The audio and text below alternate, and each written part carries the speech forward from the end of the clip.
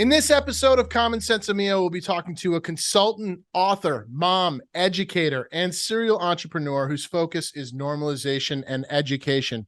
Today's guest, the executive president of the This Is Jane Project, wrote a book to help facilitate healthy conversations with kids and family members about cannabis, something this host wishes was available to his parents back in the day. Mskindness Ramirez, thank you so much for joining me on SENSimilla. Welcome. Thank you so much, Will. Thanks for having me. Been a minute coming. Glad to be here. Yes, we had a couple reschedules. We shimmied, we made it work. Here we are. Those are the things, that's what happens when you have 2 kids and 2 dogs and 2 cats and a sulcata tortoise and a husband. And yes, I said a tortoise. Where'd you get that tortoise? I got that tortoise for my 40th birthday. My God. Well, That's I hope funny your story. great grandkids love tortoises because that thing is going to outlive all of you. That's what I tell my kids. I go, well, Dad gave me a tortoise for my 40th birthday. So he really gave us all like this. This is yours and your kids. Yes. Yeah. Definitely. A real lifelong gift. Yeah. Let me ask you something real quick. So my full name is William Prescott Reed. And until the age of 5, my parents called me William P. Pants Reed. So I understand the pressure of having to live up to a name. And I was curious if you could relate. Is that something, not the peeing in your pants part, but living up to your name? Oh man, fortunately I can relate to both. I'm a woman in her mid 40s. So shout out to the ladies who know what I'm talking about. It's not your fault, ladies. It's biology. It's biology. It happens to men too. Give thanks though. Give thanks for the years and the experience. Yeah, it's definitely something I can relate to. I say it's a curse and a blessing. I've in recent years, as I've really stepped into my power, stopped saying it's a curse and just really claim the power that it comes with. And yeah, the calling. I do have to put on most of my media though. Yes, that's my real name. Yeah, I've seen that. I mean, because you understand. So it helps too. It's all branding. The instant judgment without even opening your mouth, a person's going to be like, I can't wait to talk to this person, or this person's probably a total asshole. It's exactly that. And they know, they just don't know what they're going to get. I'm a really big personality, but it can be different depending on the circumstance. And I grew up in a real diverse community, so I can meet people where they are. So you really just don't know. So I do try to be kind, though. I got to say, when you have a name like Mskindness, nobody's going to forget you. Like, that's the thing they're going to remember. Like, she had this name. So you got to be cool. You got a lot to live up to. When did you, I'm sure you stopped resenting your parents. At some point. Got over that. I want to say maybe like mid-20s.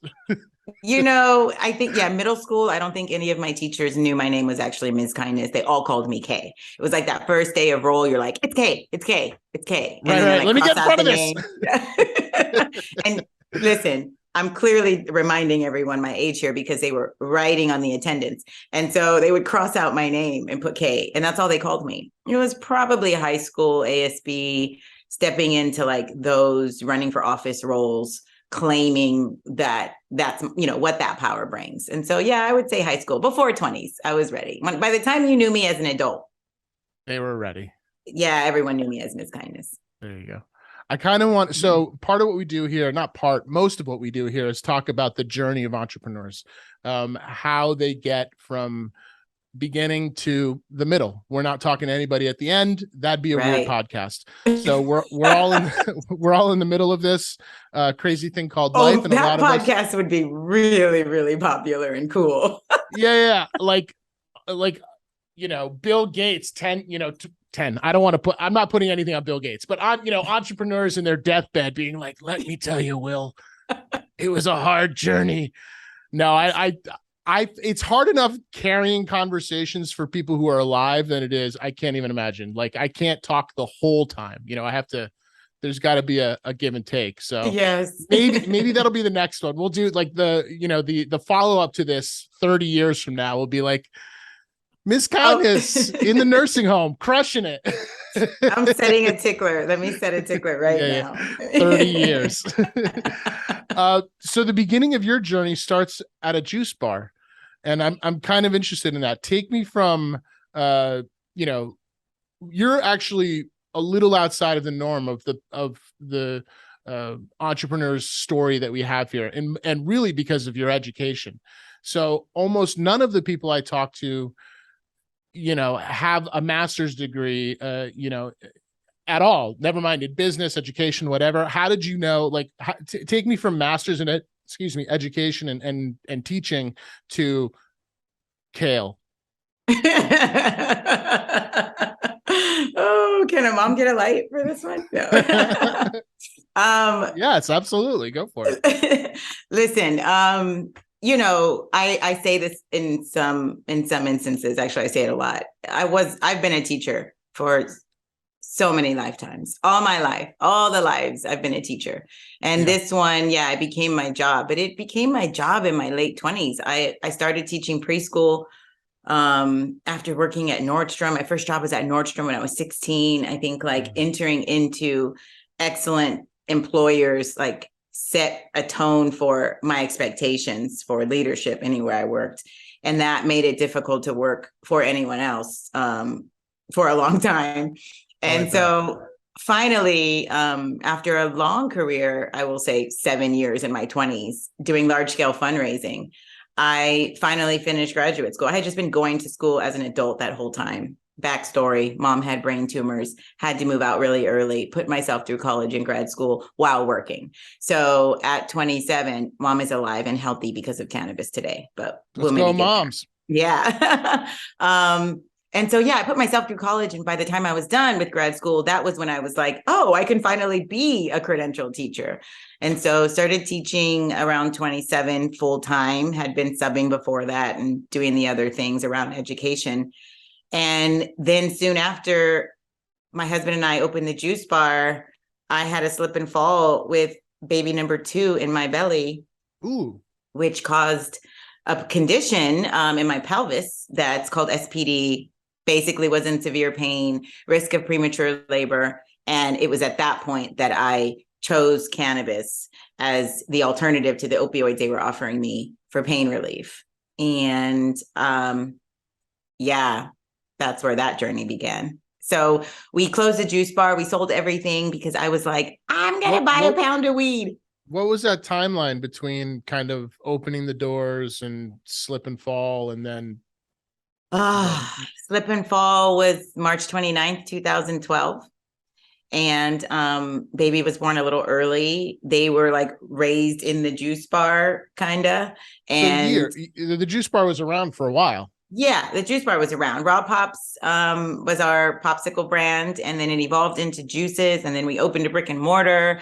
And then we had the babies. And and then I had the epiphany to leave teaching, sell everything, and start Club Kindness because I wanted to teach other people what I had learned. You're taking me here a little earlier than I normally would like to, but I'm one of the things that fascinates me, and it happens to all entrepreneurs, and it can happen multiple times, but it definitely happens, which is a moment of clarity prior to jumping in feet first, right? Mm-hmm. So I'm curious kind of about that. So I assume the juice bar was sustainable. It was, it made you money. It took care of your family. You and your husband and your kids were there, living that life. So it was sustainable. And it obviously started as a dream, right? Like there was something there that made you fall in love with that, right? Whatever that was. Like there's something there that was like juice.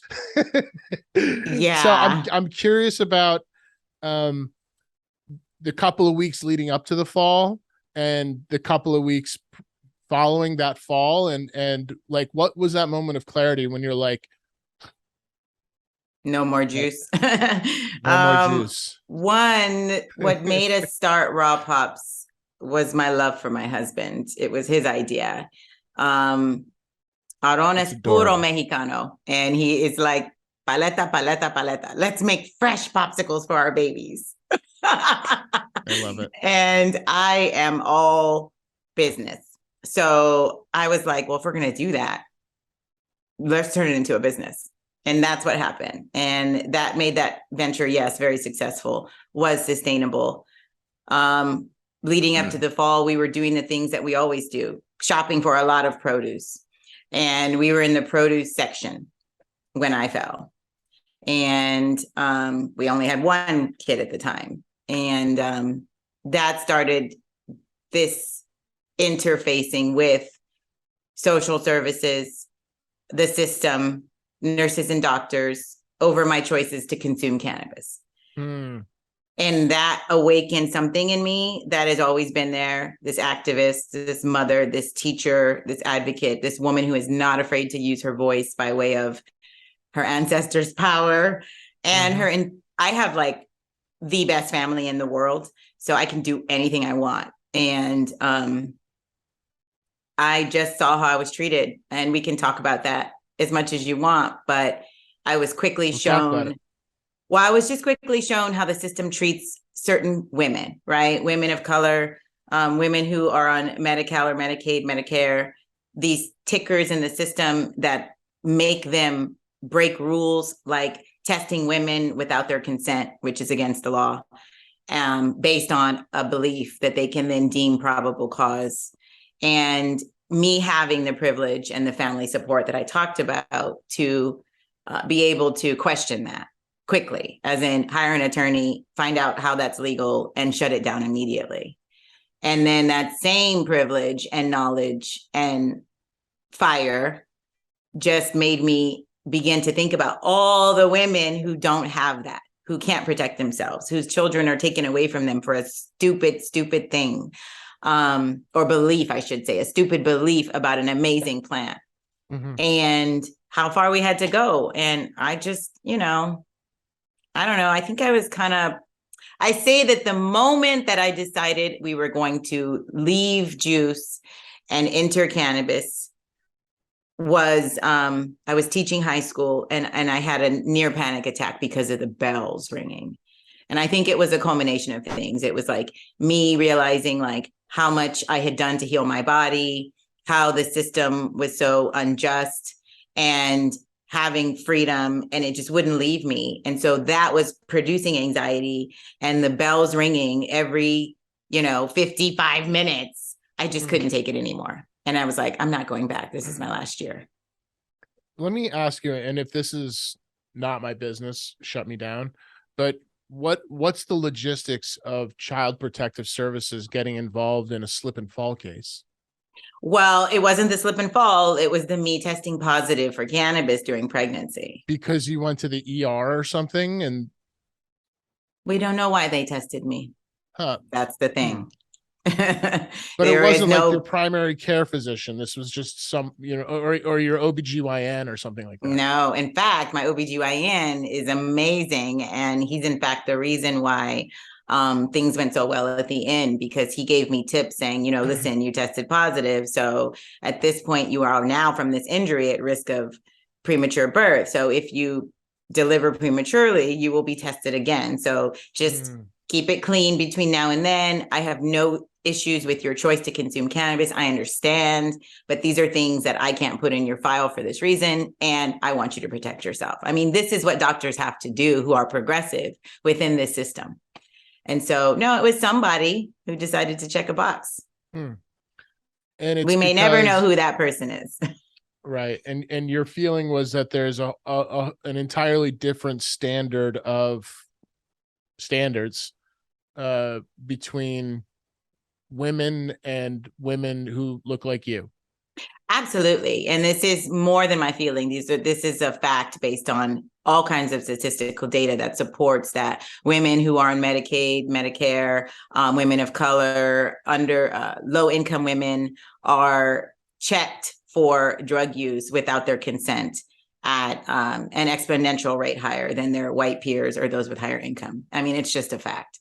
And it's just a part of this system that we're all in that comes from our, founding fathers choices and intentions. So here we are now. And if it's not for, oh, excuse me. Okay. I don't know if you want to clap again. She's so good. She's been sitting here the whole time, but when she, okay, I can say It's this. okay. Listen, if it's not for, special people within the system willing to help push it along and fight, it's just unreal. It's unreal what happens. And I had an awareness of that. I've always been an advocate. I've always been the student who stood up. I've always been running for office, growing up in grade school. Like, that's who I am. My master's is in education with an emphasis in social justice. So even the teacher, I chose to teach in a low-income school district as opposed to the one I grew up and went to school in, which would have been a much easier, cushy job probably, but not as rewarding. So it was easy for me. But that year, the bell started to make me so crazy, I had a panic attack in the spring. Well, what do you think? What do you think was going on there? I had a lot of internal conflict there too, with the fact that, I was within the system watching how students were being treated in a district that was less than 10 miles from where I grew up, with a lot less property tax money, and how we voted internally to spend those dollars. And I just always felt stifled. I felt stifled. We're definitely surrounded and kind of definitely deep in systems wherever we go. And it sounds like, this experience with your slip and fall gave you some system related PTSD, right? And like, whether you're in the medical system or the, school system or whatever kind of bureaucratic mouse wheel you find yourself on. I mean, those I'm having anxiety just thinking about those bells myself, and it's been like 30 years for me since I've heard them. You know what I mean? Do you want to know something, Will? I just put up a post about this because oftentimes people ask me, if they get to know me later on social media, they don't know my backstory. So sometimes we do those reminder posts. And I was just talking about this, and I said on Twitter, the bells, like, why do we still have bells in school? Last I checked, like, these kids have smartphones. They know what time it is. There's still clocks on the walls. And all these parents were like, yeah, my son, the anxiety, like, I remember the bells cause trauma. Yeah. Who knew? It's Pavlov's dogs. We were being trained. Yes. Yeah. Absolutely. It's Pavlov's dogs pushing us out into the world, letting us know when your lunch hour is, when you're 15 minutes for recess or cigarette smoking break or whatever it is, when to get in line. Yeah It's very interesting. All right, let's pull it back to the journey. And it sounds like, this is part of it though. Those bells were driving you almost literally insane, right? So you're teaching class, these friggin' bells, you're going to the juice bar. What's the conversation with your husband like? He's just trying to make popsicles. I mean, we're legit arguing all the time at this point. This is nothing is good because everything is wrong, right? Everything is not what it should be. We should have been what we're doing now. Now, that is to say, timing is everything. You need chemistry, you need timing, you need access, you need opportunity, and you need money. So especially when it comes to a business. But it was rough. We had 2 toddlers. I won't even say she was a toddler yet, barely walking. So 15-month-old and our son at the time, 3.5, right? They're 2 years apart and struggling. He's also a massage therapist. So he has this other business that he's doing massage, going to the juice bar, managing our employees at the juice bar, picking up produce at 5 a.m. And I'm like getting the orders out, before I go teach from 7 to 3 and then get off work, go to the juice bar, relieve. I mean, it's just chaos. And I'm in pain most of the time. So I'm actively consuming cannabis at this point, taking tinctures, doing things to control my hip pain. And it's working. It's healing me. And I'm doing more and more research, and I'm attending more and more cannabis events, and I'm meeting more and more people in the space. And it just started pulling me and us, frankly. So the calling happened, the calling Absolutely. To cannabis. I think I heard on a podcast with you, maybe, or I read somewhere. And if I'm making this up, I'm sorry. I prepared this a while ago, but you sold the juice bar. So, right. So was there talk of an exit strategy? Was it like, we can sell this and maybe recoup some money, or at least not totally lose this? Or was there even conversation of just like, let's just give the landlord the keys and get the F out? There was all that talk, and you're getting an expose here today, Will, because let's go. Exclusives. I don't really tell this story often. I am a peacemaker and well, this is the stuff that's important. Is like, there's a whole human toll to starting a company, right? Listen, and not everybody hears the bullshittery that people like us go through to get to these places. Yeah. And push through. And then the stuff, listen, there's a lot of pain. There's a lot of hurt. There's a lot of people who try to do bad things to you. And that's where this story kind of goes. And we allowed some young people, a young couple, much younger than us in age, who had a new baby, come in, who wanted to start a coffee shop in our juice bar. And we thought, oh, that's going to relieve us of the stress that we are feeling. So that will be good. Then Aaron can, focus more on massage and then support me with the kids while I'm teaching. And we can have these kids in the juice bar while they can run the morning shift. And, we'll leave juice and they can pour it. Thought it was going to be terrific. Slowly, they started to take over the space with a whole different culture than we had built in the space. And this is, to go back, we built this juice bar with our bare hands. My husband and my now deceased brother-in-law literally dug under the ground to replace the piping. Talk about tenant improvements. Don't ever put this much money into a building you do not own. There's some business advice. We put a bunch of movement into this, money into this TI. With our hands, we built this. I picked the millworks for the bar, designed it, the colors, everything. So this was like a second home to us. And again, our babies like grew up in this juice bar, like in the crib, like in the little thing right there in the juice bar. And so quickly they took over, smart, young with tech, quicker than we were. We were in the middle of other chaos and transitions, and got a huge calling to that place and disrupted the peace. And so we wanted to get out of there. And we approached the landlord about selling. She knew the upgrades we had put in.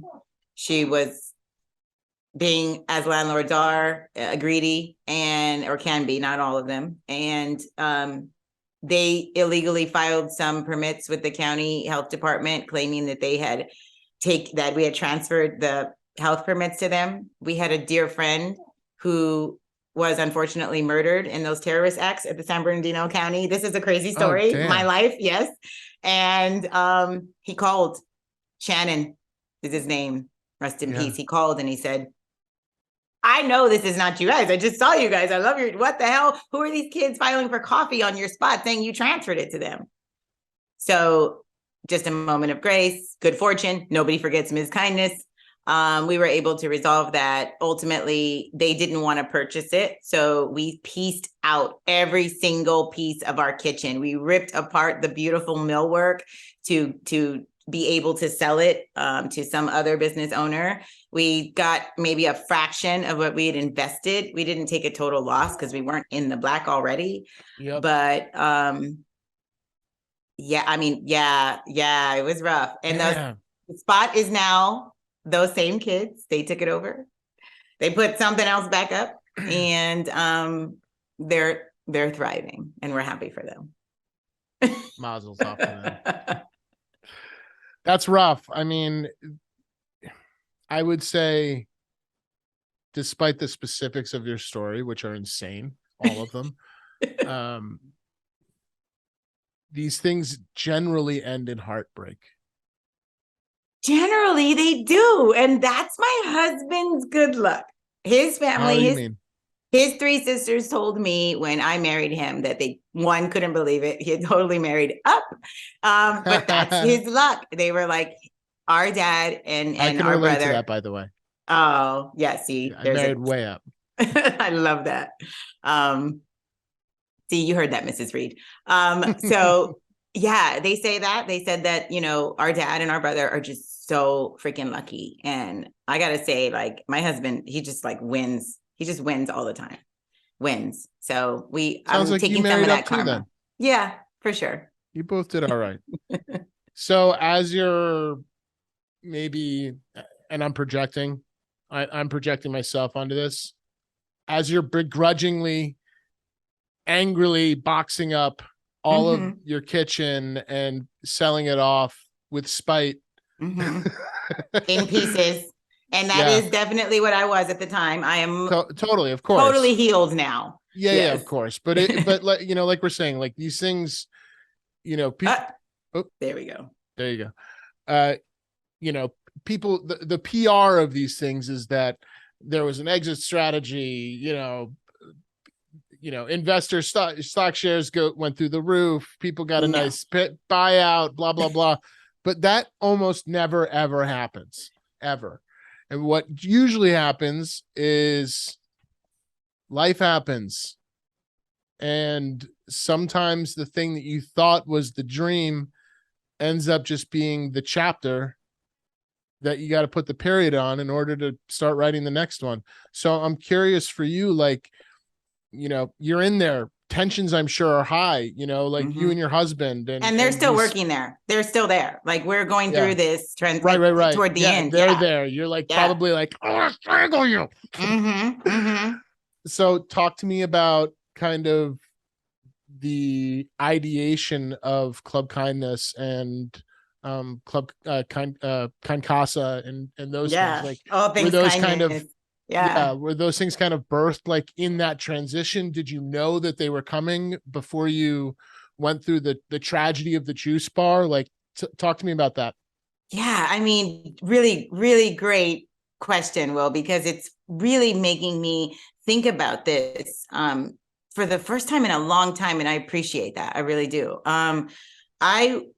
It was an ideation while we were transitioning. My body always tells me when it's time to change. I am not afraid of change. It's not something I possess.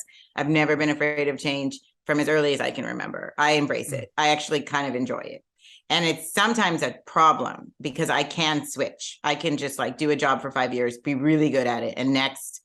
And that's not always healthy for long-term growth. So I did spend some time on this one deciding the right exit strategy because it was bad. I didn't want to hurt anybody. And we had 2 kids. We had 2 children, a lot more to lose than I had ever had. And now we're teaching other people how to be good humans. So over time, there was me healing my body, me doing the research, me going to these meetings, and Aaron, running the juice bar when we decided to let it go, then finally like closing day when the lights went out, and then going back to sell out pieces, over a month and a half, 6-week period, saying goodbye.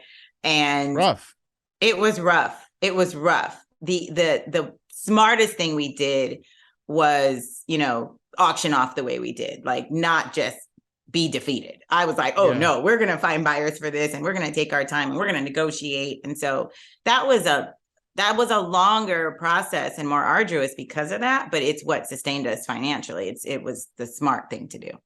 Yeah. Diversify. And then, and I spent $1,500 on my first pound. And made a tincture. I made the same tincture that I had created earlier on to heal my body. And that's what got me walking again. And you might have heard this story that I was sitting in front of the computer and I drank this hot tea and I looked up and I went, woo, like that's what an edible high feels like. Yeah. And I was in love. It hits different. So many levels. It hits different, right? It does. Yeah. It definitely does. We've been, so as you know, but maybe the people listening don't know, my agency, CannaPlanners, we're located in Vermont, which legalized adult use like 4 years ago, but the market just opened 4 weeks ago. And we have been congratulations, by the way. Yes. Thank you. It's pretty awesome. We have been we're a national agency. We work with people all over the country, but we have been inundated with Vermonters who, if you don't know what a Vermonter sounds like, it's like if you combine a Canadian accent with a Boston accent, and literally it's, kind of in the middle, right? So it's like that. And, they'll call you up and be like, yeah, bud, can I get 20 SKUs and my brand done in a week? And we're like, no, but No, absolutely no, not. not quite, bud. But yeah, I mean, I love that idea of like pivoting, like recognizing I got to get through what I got to get through, but I know at the end of this, there's something else, and hopefully it's better. It could be worse, but hopefully it's better. And I know if I, dedicate this time to it, we're gonna be okay. It's gonna be okay. I mentioned my family. I mean, it's a part of success. It's not just dollars. I attribute that to my family. My dad, ex-officer, Marine, Vietnam vet, Mad Dog. I reference him quite a bit. I am very much like him. Is that his nickname? That's his nickname, but I don't think people know his real name. Like, it's his name for life. It's been his name since he came back from Vietnam. So most people know him as Mad Dog. If I say Gene, which I just did, he'll hear this and be like, I can't believe you did that. You just outed your dad? Yeah, but he's got a real name. Yo, if his nickname is Mad Dog, he can't be called Gene. That's exactly what he said. That's a different name altogether. So funny. But he's really like didactic. And you say Mad Dog, and I have a picture in my brain, and then you say Gene, and it's not that at all. No. I would argue that they are probably his two alter egos, though. I mean, because at the end of his career, he worked in school. Gene's the name of my accountant. That's so true. That's hilarious. That's so true. So anyways, talk to me about creating the CPG line. So you made this huge gamble, right? You took $1,500 that you didn't have because you're selling off the body parts of your, dead beloved business, like bit by bit. You're like, oh God, please just buy my sink. I wanted to take the freaking copper pipes out of the ground, but my husband wouldn't let me. Especially since you installed them there. Yes. I don't blame you. My husband wouldn't let me, but yeah, so we get the flowers and we infuse the alcohol. This is back in the day, y'all. I'm talking about alcohol tinctures, not the delicious ones we have now. And I make which aren't tinctures. They all have oil and they're all oil based. They call them tinctures, but we call them tinctures, right? Thank you for that. Give me that what is it? What is it? What's the alcohol that you use? Everclear. Everclear, yeah. Well, I actually imported my alcohol from Mexico. It was like 150 proof, 175 proof. I was serious about this. Like, I was really, I had been doing this research during the transition. And so launched Elixirs by Kindness. And our first spritz was that twist spray, looks like perfume, sprayed a couple of sprays under the tongue, burn like hell, but worked in like 8 minutes, and people really felt the relief. I started doing these in-home parties. And this was a CBD product or a THC product? It was THC. This was in 2015. Yeah. And we can do a nod and a wink if you want. But so did you go through the licensing process? So in 2014, 215 was in place. Club Kindness was a nonprofit organization. We functioned as a membership as everybody else did. I actually kept records of every single member I had. To this day, I still have those paper records. I was a math teacher. I'm still a math teacher. I teach college now. So I'm legit about like my records. And so I definitely, and I'm the daughter of an officer. So when I called my dad and said, like, I'm going to do this, he was like, just do it as legit as you can. Like, I know what's going on out there. Don't mess around with Mad Dog. Don't mess around with Mad Dog. You gotta do what he says. Seriously, I was like, look, if I go to jail, like, you're the first person I'm going to call. So this is what I'm doing. And I definitely was under 215 in California at the time and moved in that way. And then Club Kindness was the in-home parties, and we did the education. We did this 20-step process. It was very engaging, like a classroom, and it was grandma and auntie and then the friends, and some of them were larger parties, and we would do infused foods, and everybody had to get a rec, and we facilitated recommendations for doctors. And this went on from 2014 to 2017. And then here comes Prop 64. Yeah. And what did that do for you? Made me decide that, well, at that point, I have established credibility. I've been in the space. I'm speaking now. Groups are asking me to educate them. we're moving into legalization. So I'm going to all of the meetings that the Department of Cannabis Regulation is asking for input on. I'm at our cities are looking at legalization, so I'm back in that political mind, getting involved. Now again, I'm on the exact opposite side of the country as you are, but my recollection of Prop 64 is that it was not good for small business. It was not good for consumers because of the tax hikes. Absolutely. Yeah. In the beginning, it was. Yeah, go ahead. Sorry. No. In the beginning, it was trash. I mean, we've had to have a bunch of lawsuits since then, and modifications, and SB 34 for compassionate care, and all that came after. But yeah, definitely in the beginning, there was a lot of misunderstanding. People who were just like, "Yeah, we want legal weed, legal." So yes, we don't care what it actually says inside the bill, which is typical of most Americans. Well, what was the thing inside the bill that was most detrimental to the way you were running your company? For me, it wasn't detrimental to me the way I was running my company. It was in that, like, the barriers to entry. I mean, it was just crazy expensive. So there wasn't any talk of social equity at that point. And that came from these meetings. That's another thing I recall is that, and I'm pulling these figures out of thin air, and it's based on a I don't know, that law passed years and years ago, but it was like you had to be $1 million liquid. Yeah, at least. Who the hell can do that? Who the hell? Not a lot of people, a small percentage of the population. And you could pull it together. I definitely could have. I could have gone and raised that among friends and family. But keep in mind, I had just invested over $100,000 in a juice bar, 4 or 5 years before that. And yeah, it wasn't going back to those same people. Hey, can I get like 30, 40, 50 grand from you for, a weed dispensary? And in hindsight, that's an interesting thing, Mskindness, because that's also a little outside of the norm. Generally, like when I'm talking to people who have raised funds for multiple businesses that have failed, the failing business is generally for them, and I can see why you would be self-conscious about it. Like I would be too. Like, like I failed. I lost money on this. I wasn't able to pay back my shareholders or investors or whatever. I can get how that would like set your confidence back a little bit.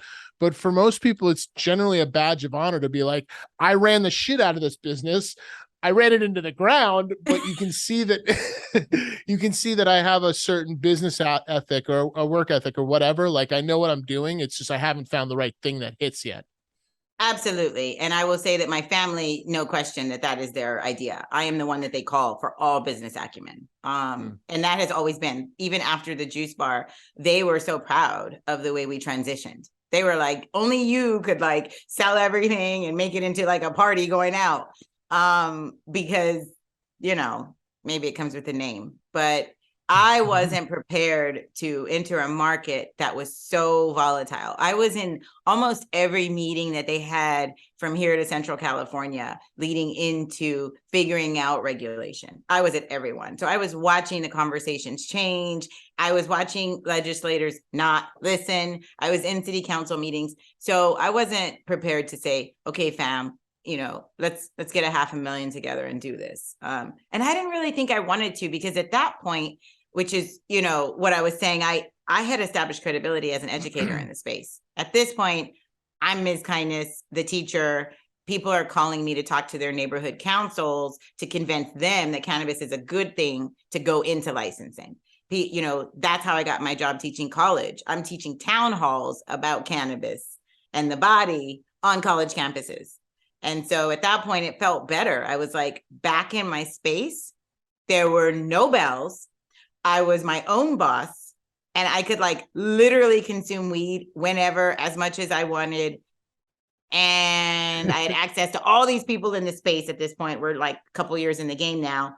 I just pivoted to CBD. I turned all my products into CBD. Never skipped a beat, and didn't lose any money, to be frank. I made more. Yeah, well, you've opened up a whole new vertical that you can put in the shops you're already in, plus all the other non-cannabis shops, all the co-ops and convenience stores or whatever, demographic you're going for. Like, yeah, that makes total sense. When that was kind of what I anticipated, the opposite thing happening here in Vermont. When I first started CannaPlanners, before we had a larger national reach, we just focused on Vermont hemp farmers who were a little bit ahead of the curve, a few years prior to like the Farm Bill. So a couple states were a little bit ahead of the Farm Bill. Vermont was one of them. So we were able to build out these CBD CPG brands. And my thought then was like, okay, when rec happens, all these same clients are just going to flip a switch and do what you did, but vice versa. But actually it didn't exactly go that way. I thought it would be a majority of them, and it was a majority of people I didn't know from this state calling up and being like, hey, it doesn't feel good. It doesn't feel necessary. It's like I get all the benefits of the industry without half of the headache. Now, how do you mean? Some might argue that, I'm not going to make the money that these MSOs could make and the millions and whatever. I wasn't ever thinking of a trajectory of being an MSO. So when I say that I get all the benefits, I get access to the culture, I get to respect as a leader in the space, I get to advocate, I get to be an activist, I get to organize with my peers, I get to build businesses that give back and reinvest, I get to consume the plant whenever I want, however I want. I get free stuff all the time. I make money from selling CBD, and I get to teach people how to heal their bodies. I mean, winning. Yeah. You're not saying this, but I'm gonna point out what I'm hearing from you, which is another very important trait in entrepreneurials. I love this about you. In entrepreneurs, already. Which is like I'm trying, and this I totally relate to, and I would almost say almost all of those same things if someone were talking to me about CannaPlanners, right? And really what it boils down to is like I'm creating a life for myself I'm world building and creating the place where I feel most comfortable. And I can go over there and mess in that sandbox. And I know that's over there and I can play with that, but I'm here, I'm safe. I can smoke weed in the alley if I want to. I can, take my whole team out to lunch. I can tell them, we're not working like these 3 days and we're going to work on team, whatever. Yes. Like it's my call. And that's such a huge thing to kind of recognize within oneself, is like, if the power to stay in your own lane. Well, there's that, but there's also recognizing if you're a shitty employee. Oh, like that was my journey to there. It was like, I'm being a really bad employee. Whatever, fill in the blank. Like I'm recognizing this is happening. And like, I don't think my boss is as smart as I did when I first started working here. And I don't think my clients know what the fuck they're talking about. And like all this stuff. And it's like, like this is not the job for me. Yeah. And in fact, if you're self-aware enough, you'll realize that there is no job for you, right? Absolutely. Like you have to be the job, you have to be the world builder.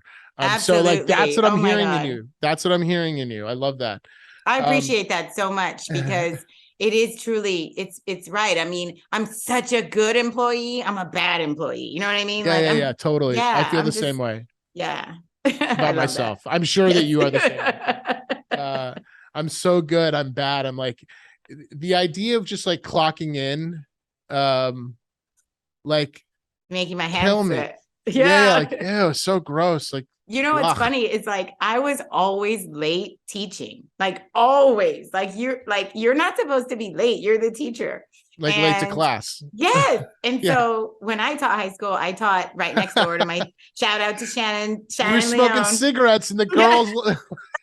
But when I was teaching, like shout out to Shannon Leone, because she had a door that was adjacent, like those hotel rooms where you have a door that you can go through. And so she would open my door for me and let my students in, because I was going to be running after the bell. Like, and you get in trouble, you can't have your students outside. If you're on contract, you got to be there. Yeah. And so I was lucky that Shannon would let my kids in probably 2 to 3 days a week. I was always late for first period.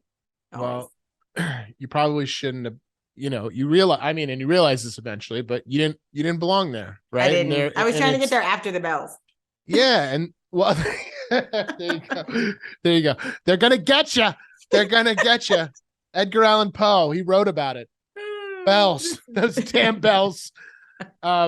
Talk to me about some of the strategies that were different that you found in running a nonprofit and then moving into a for-profit.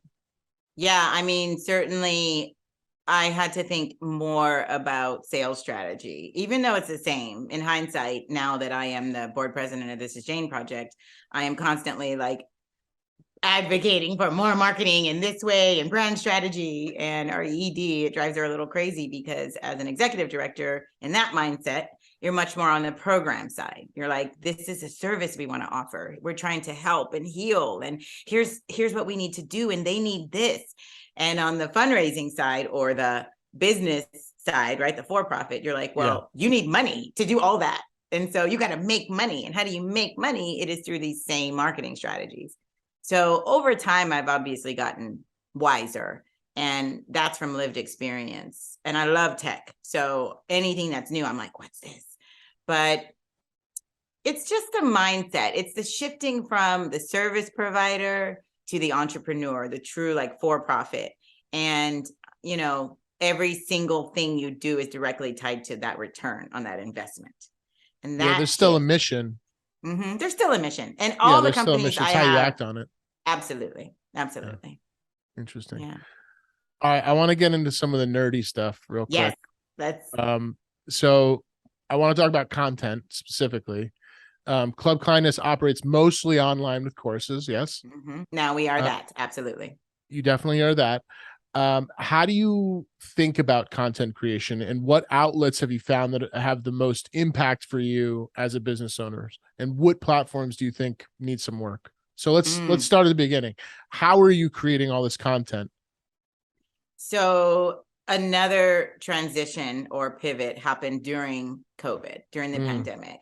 And I was doing a ton of in-person public speaking prior to that and finding my niche in the space as this educator, thought leader, you know, thinking about TED Talking. And then the pandemic hit. And so I quickly got asked to be behind a screen like this and found that I could be just as effective with a lot of the community groups that I was speaking to. And I would be getting these messages in the chat and these text messages or DMs after saying, oh my God, it was like, I could feel you. Like, thank you so much. I needed that. And I'm just looking into this little hole, believing that you're feeling everything I'm giving you. Yeah. And I feel really that like right it. now, by the way. Thank you. I did that for you. And I really like it, Will, as you can probably tell. Like, I was born to do this, and it just feels so good to me. And if it uplifts others, like, that's all I was meant to be here for. And so I called a friend, shout out to Bobby Torres, who is my best friend's brother, award-winning videographer and photographer. I just said, Bobby, I need you to come and like help me put my stuff on like steroids. I need to look better. Actually, the camera that went out, it's my fault. I forgot to plug in the battery. And Bobby would say, duh. That's why we had to switch in the middle. But yeah, like, I just wanted him to help me take like my shows to the next level. We started doing like web series, Token Tuesdays. And I started thinking about how I had this unique position as a master's degree educator, mother, wife, who is respected, who's also like a hardcore stoner. And let me show you what that looks like in every single way. And it just snowballed into what is now the new and improved Club Kindness with these online courses and Prodigy class and representative media. Obviously, George Floyd changed everybody. I already was Black. I already felt all those things. But when the whole world starts to feel it, it amplifies it in all of us. And same calling, just in digital media, back out talking and doing public speaking again, be all over the place next week. I'll see you in Vegas. But it just was necessary for me to be a part of this new revolution of showing people who we are. You know, I am a Black woman with dreadlocks who speaks very well. I'm highly educated, but I also could get down, and I'm half hood, so don't mess with me. Like, this is reality. I'm raising biracial children They with a husband. Listen, we're real people, and I'm super fun to hang out with. So yeah, I don't know if that answered the question, but it was totally. Yeah. it totally. I mean, there's a passion for it. There obviously is a talent for it. It's just the turning the passion and talent into accessible content that you can monetize in some way. You know, those things are not necessarily mutually exclusive. Right. So, you know, and But you they had don't this, always happen together. and they don't know Yeah. exactly. Yeah. They don't always happen together, but luckily you knew at least you had this network where you could ask the question of like, hey, if I did this, like, how would it work? Like, how could I turn this into something sustainable? So talk me through that a little bit. Mhm. And the platform side of it. Like, you know, cannabis is, it's not easy creating content, and you're talking to a professional two Yeah, like that's professional what you content. do. Yeah. Yeah. Like all we do is make content all day long. Not all the platforms want to play with us, you know, like the Instagram be kicking us off, and Meta, who knows what, you know, same thing, and YouTube, same thing in some instances. Yeah. So I'm curious, like, you know, for us, we don't really mess around with like we make obviously lots of content for ourselves, but we're not investing into social media the way a non-cannabis business would, because like they're just going to kick us off it, right? So our focus has always been like develop the audience, like work on your own audience, build the brand, work on the audience, build the email list, get the traffic up, build meaningful blog posts, like, you know, video content, whatever.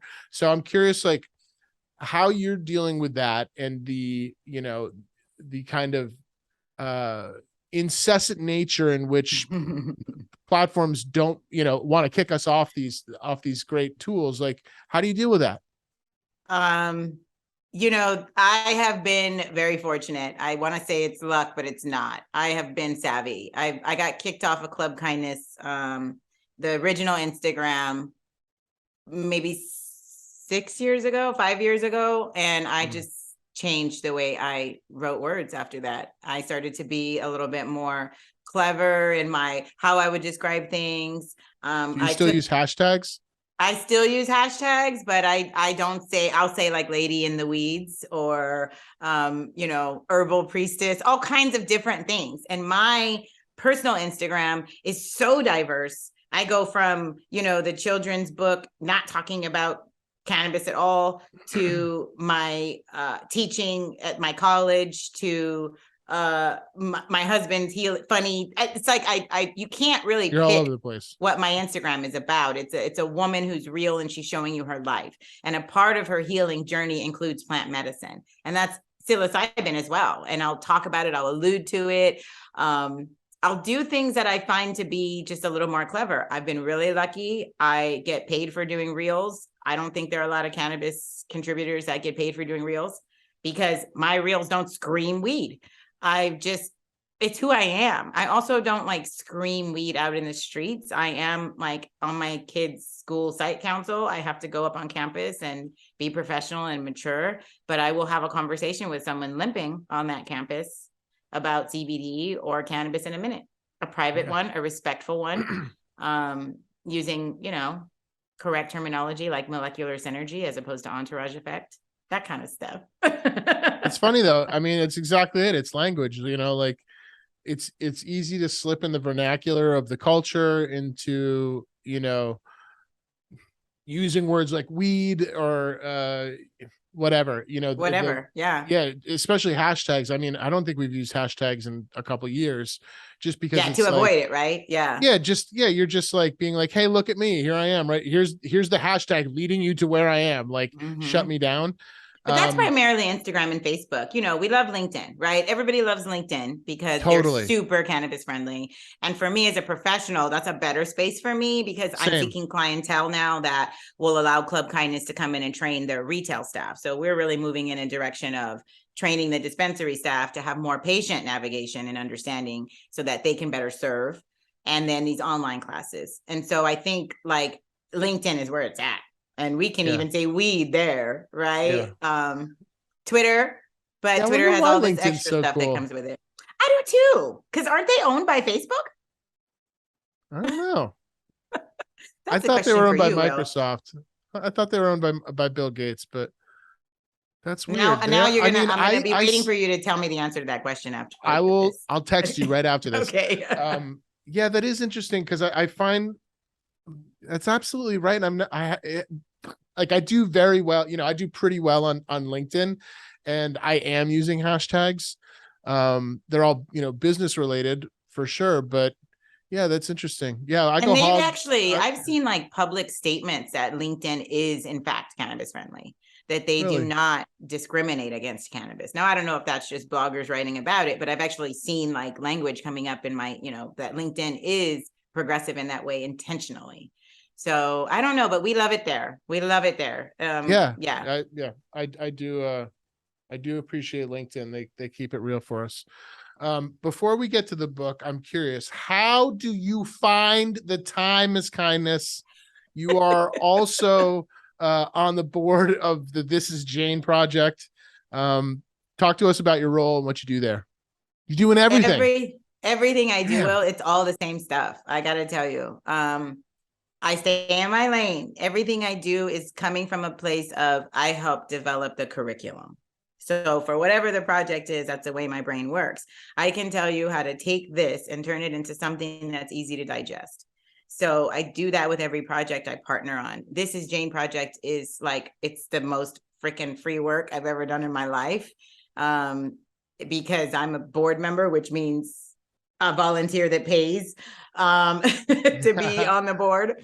But it's a mission that deserves all of the energy from anyone who first hears about it. So I'll do my little, we must say this, right? This Is Jane project. Our work is in spotlighting, shedding light, uplifting the lives, and building community for women and non-binary trauma survivors. Women are clearly underserved. NB people aren't even in the statistics. They're so underrepresented. And so this is necessary. We believe in encouraging the use of cannabis or supporting the use of cannabis for healing, but we do a bunch of other stuff for these women and NB people, like arts programming. We're launching a new program for surviving on the outside for formerly incarcerated people. And so I do what I do well over there too. I help design curriculum. I don't overreach. I don't do more than my share, and my brain works in that way.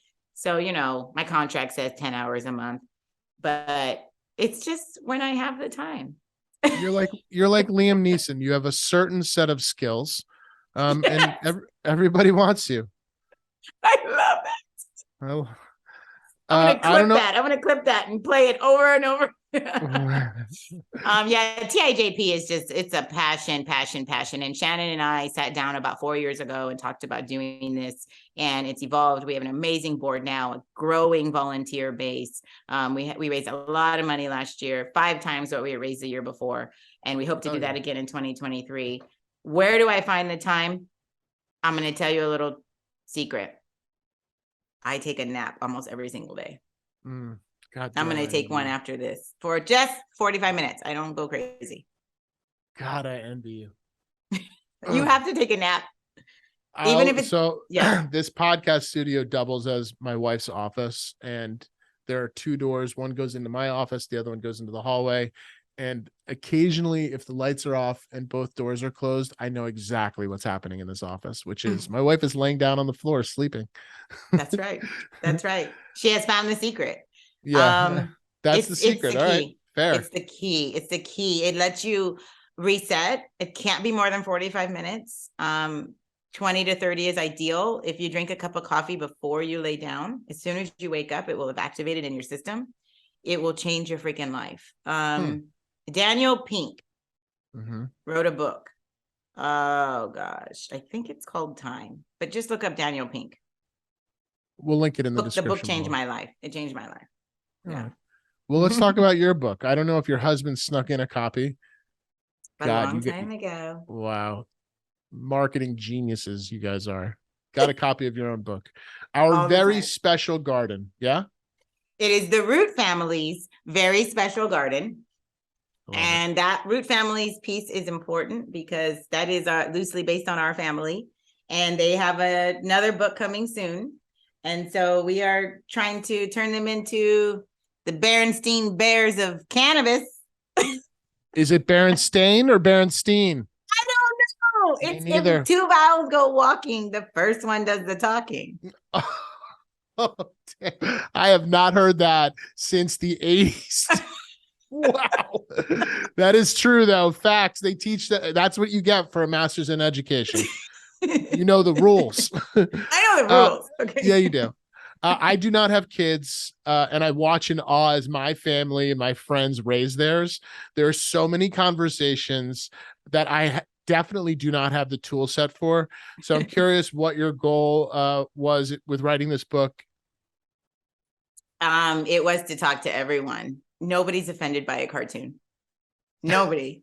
You can say the nastiest I don't know. things Charlie Hebdo. Yeah, Charlie Hebdo Okay. cartoon. Yeah, that was not good for that magazine. Every single time I say Except for that one. there's You an think of them? example. Yeah. But even Adult it didn't Swim, work like out for them. you get to do like gross stuff on Adult Swim and cartoons, right? And you get to Totally. just like get away with stuff. And I'll say this, not that it's not gross, but it's not as jarring to the spirit because it's not an actual person with flesh you're seeing have this happen to. Of course. And so, I mean, I'm talking about obviously violent things, but same goes with any taboo subject. And so when you draw like a cannabis leaf, like a cartoon, you know, it's not so scary. It's disarming. And it's disarming. I love that. Thank you. I'm stealing that language for my next interview. And it's all yours. But it can be disarming, and it's meant to be disarming. Like that's my goal, that you can sit down and read this book with your 10-year-old and your great aunt. There's vocab in it. It's a beautiful biracial family. There's smiles. They're growing next to their tomatoes and basil and melons and other things that are supporting it. So it's about teaching an ecosystem, not about talking about weed. And you're seeing the family in the book. It felt like the right thing to do. It felt like this is going to teach the next generation. And that's the new goal. You know, I would joke and say, like, when all the boomers go, we can finally get things together. But now my son calls me a boomer. So I'm very confused by that. So he just thinks it means old person. He just thinks it means old person. I know that. But he's yeah, like, I'm an Xer. Get it right. Yeah. I'm proud of that too. Are you very proud of that, Will, to be an Xer? Well, so wait, no, you're not an Xer. No, I'm actually a nothing. If you like Google the dates for when Generation X starts and millennials start, my birthday's in the middle. So I'm like neither. I relate to both, you know. Totally. I'm born in 1980, so like you're right there. I'm right there. I'm right there. So I definitely saw Nirvana. Yeah. You know, I definitely grew up listening to Nirvana, but also maybe had a fidget spinner, you know, like. Yeah. Okay. I feel you. Yeah. I feel you. Never ever had the fidget spinner or watched the Power Rangers. So that's. Yeah, I did that too. I was probably too old to be watching the Power Rangers at the time. I love it. That's why I'm whispering into the mic like this. That's so funny. All the things that we're talking about, though, like we will remember forever because they were a part of our childhood and how they shaped us. And what better way to change the future and normalize cannabis than to expose children to it in a safe and educational way. Totally. I'm still influenced by the 2-minute segments that would follow the G.I. Joe cartoons, which would always end in, and now you know, and knowing's half the battle. Yes, absolutely. Right? Absolutely. And I'm like a reading rainbow kid. And so, yes. So listen, I can fly twice as high. You can. You definitely can. LeVar, what a treasure. What is the right way to talk to kids about cannabis now? Honestly, absolutely honestly. First, lie through your teeth. Got it. Yeah, right. Mm-hmm. First thing we have to do as parents is figure out why we're using it. Number one thing I help parents deal with as they ask me, like, how do I talk to my kids about cannabis, is dealing with their own personal shame. You know, if you're asking me that question, it's probably because you haven't yet. And there's a reason you withheld despite your consumption. So what do you think is going to happen? That they're going to use it? They probably are, because you use it. Like, what do you think is going to happen? That they're going to think it's bad? Well, if you're hiding it from them, you're telling them it's something to be ashamed of. Yep. So really making parents have to face themselves first and address their use and why they're using it. And then that's the message they take to their kids. They just tell them why. In the book, there's 5 rules. It's, tell them it's a plant. Yeah. I should know this. I'm going to read to you what it says. It says, tell them it's a plant. Tell them for now, it's only for adults. I tell them we still have a lot to learn about it, but that many brilliant doctors and scientists are studying it every day so that we can. Tell them to come to you first if they ever want to try it, and then tell them that you love them. And it's that simple for me. In between there are all these nuances per family, right? Sure. Private and public conversations. We do that with our body parts with our children. Developmentally appropriate language. If they're learning about the circulatory system, good time to talk about the endocannabinoid system, because they're not going to talk about it in their science class. If they're in the DARE classroom and they're talking about drugs, good time to discuss what it is to be a drug and how cannabis has seeds and why that is different. This book has highlighted vocab with the glossary in the back. Perfect time to get into looking up words and what they mean and pictures of things. So a lot of parents are like, well, I don't want to tell them this. Well, you don't have to. They also can't go into the cabinet and just drink a gallon of milk. So there are rules that you establish, but it's your own personal, whatever it is that you're projecting onto them. So you got to get a hold of that first. Got to get over the shame. Absolutely. Well, that's interesting. We're going to link, we're going to put a link to the book in the description of this and make sure that everybody gets a copy. Buy it. Look how cute those illustrations are. So gorgeous. These adorable. Characters were designed by a 16-year-old man before I copyright them. Yeah. This is the Root family. So that's look awesome. for them. Oh, well, forever and ever. And you're working on the next book? I am. In the next book, we're going to tackle some other issues. So this one has no smoking in it. That was intentional. It was all about the gardening, the soil. And at the end of the book, Mom makes tinctures. And so we're going to have Michael Root, who is my son, actually, who is the inspiration for the book, because he's our little farmer. He's going to go out and he's going to share some of Mom's tinctures with the community. And that's going to get him into a little bit of trouble. And so we're going to talk about some social issues in that process. Well, we're looking forward to it. And I can't wait to send a copy to my mom so she can figure out how to talk to me about cannabis. At the age of 42, she's still a little unsure. She will give me a lot of guff about smelling like weed, but then she'll text me articles from the New York Times about certain MSOs and how well they're doing. So we'll definitely give her your mom. We'll definitely send a copy to the elder Mrs. Reed. Mskindness Ramirez, it has been an absolute pleasure to speak with you today. Mom, entrepreneur, author, always crushing it, always getting the hustle on. Thanks for taking the time and talking to us today. Tell the folks where they can learn more about you and everything you're up to. We'll make sure it's in the description too. This has been so much fun, Will. I want to thank you. Probably one of my funnest interviews. I've laughed so much today, and it's been genuine. I could just go all kinds of places with you. I love it. I am easy to find by default because my name is Ms. Kindness. So as long as you you ought to be good. As long as you spell it correctly, that's MSKINDNESS. You can find me at mskindness.com. You can find me at clubkindness.io. And again, if you just Google Ms. Kindness, you might find some stuff you don't care about. I'm going to find you. So I think I care a lot about that. Thank you so much for joining us. This has been another episode of SENSimilla. I've been your host, Will Reed. Thanks for checking us out. We'll see you on the next one. Bye.